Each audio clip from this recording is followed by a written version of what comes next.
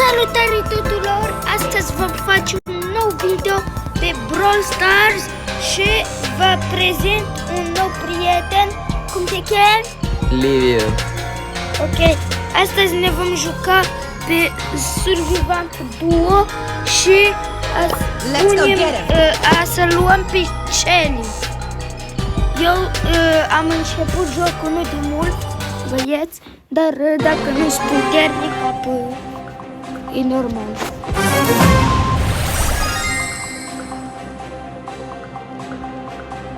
Let's do this!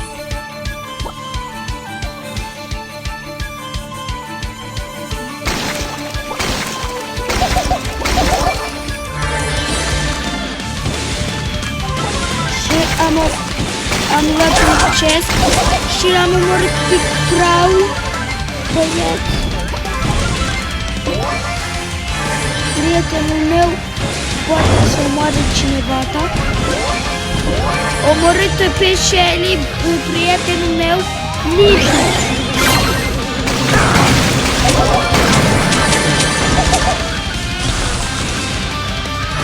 Băieți, am omorât pe Darin și am omorât pe Serge.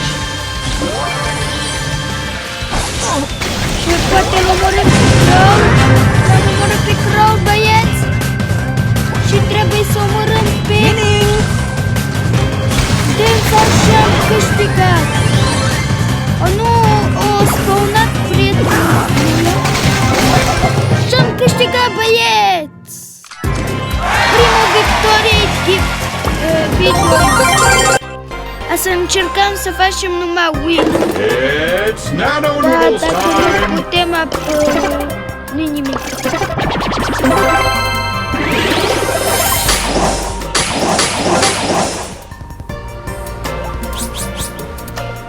Let's do this! Ei, stai. Op. Și punem...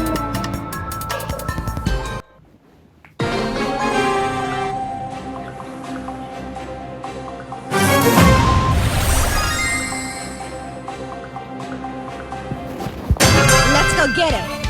Let's go get it.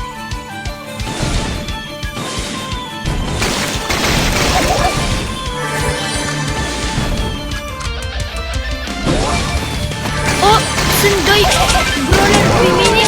Am omorât unul. Și al doilea. Nice, am omorât o echipă, băieți. E foarte bine. Nice.